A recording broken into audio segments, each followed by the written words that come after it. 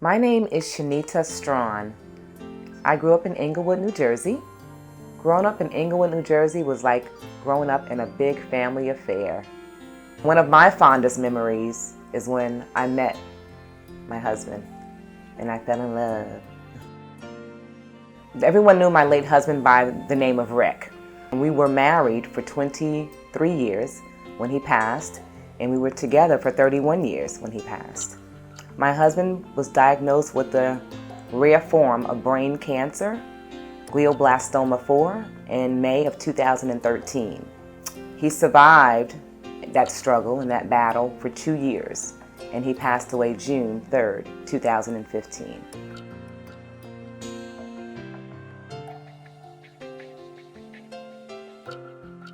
The most difficult thing about dealing with my husband's illness was he was always a lively person. He was never ill, he was never sick, he was full of life, he was never sad, he was never down, just a positive all-around person.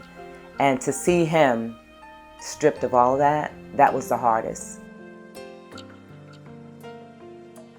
We were neighbors. We grew up in the 4th Ward. We delivered papers. He was 3 years older. We never, at that point, delivering papers, never had any interest in each other. And one day, when I was 16, he was 19, a mutual friend introduced us, and it was history from that point on. We have 2 children. We have a 27-year-old daughter, we have a 24-year-old son, and then we have a 7-year-old granddaughter. Well, dealing with their dad's illness, it was definitely a big tragedy for them because their father was everything. He was a father, a dad, everything. Grandfather, he was hands-on.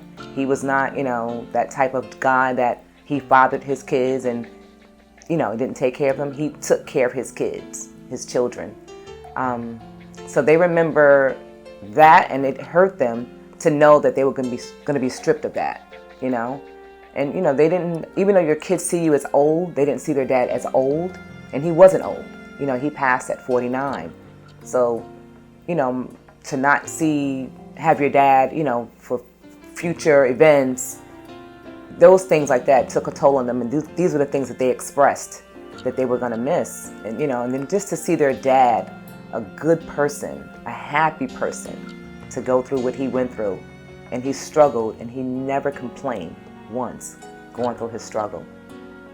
Well, my husband himself, his persona has definitely impacted my life because I've kind of taken on some of that, all of his positivity, staying faithful. I was blessed with 31 great years. So that in itself, it just keeps me going. I have so many fond memories of our relationship, of our marriage, of, just everything. We did everything together. And I believe that everything happens as it should. I used to think that I was too young when I had my daughter. I was 20. I thought I was too young to be a grandmother, only in my 40s, 40, 41.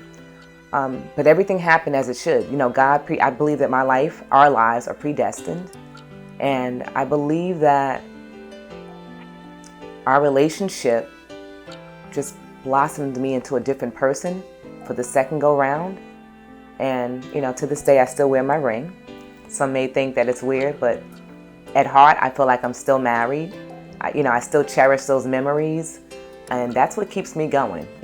I think of so many happy things because we had a great relationship. We had a happy relationship. We had a happy marriage. Nothing's perfect, but in my eyes, we had a perfect marriage. I still have my regular full-time 9-to-5 job in education.